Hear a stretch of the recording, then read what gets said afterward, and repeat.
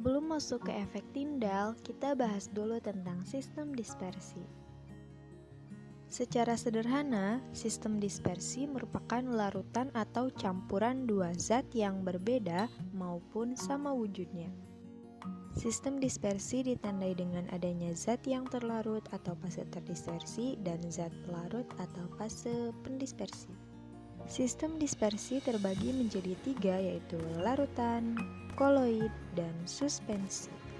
Apa sih bedanya dari ketiganya? Kita ambil contoh, kita gunakan pasir, gula, dan susu sebagai zat yang terlarut, kemudian masukkan masing-masing ketiganya ke dalam air lalu diaduk. Yang pertama, larutan dari air dan pasir adalah contoh suspensi.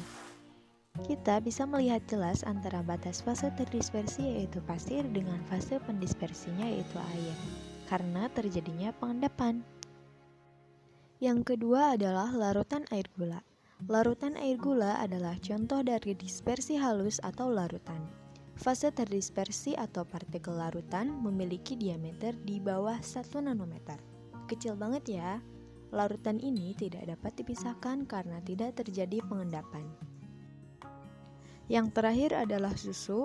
Larutan air dan susu termasuk dalam kelompok utama yang akan kita ulas, yaitu koloid.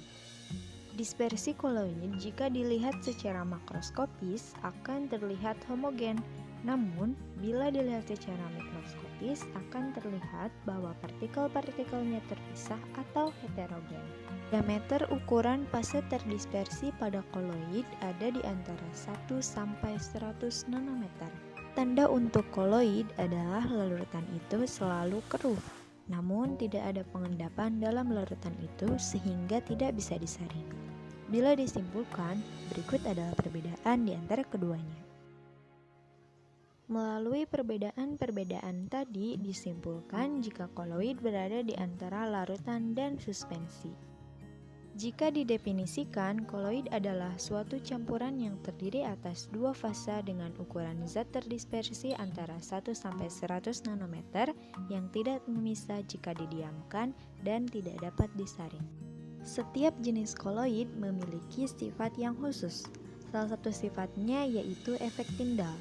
Efek Tyndall adalah peristiwa penghamburan cahaya oleh partikel-partikel koloid. Secara fisik, efek Tyndall dapat dilihat dengan bantuan senter sebagai sumber cahaya. Selain itu, bahan-bahan yang digunakan adalah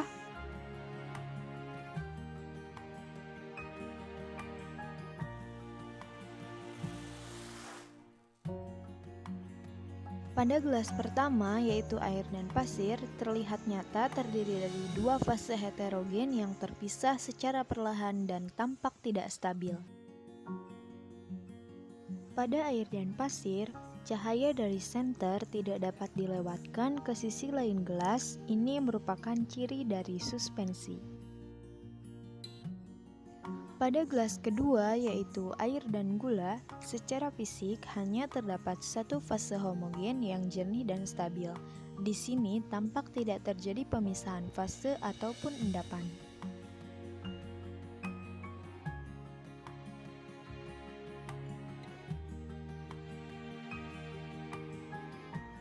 Pada air dan gula, cahaya terlihat jelas dapat diteruskan ke sisi lain gelas.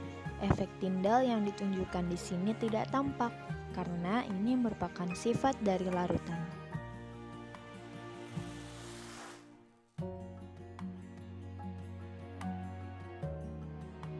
Pada gelas ketiga, yaitu susu dan air, secara fisik terlihat hanya satu fase meskipun sebenarnya ada dua fase. Keruh, tampak stabil. Namun, campuran ini dapat terpisah akibat proses pemanasan ataupun pendinginan.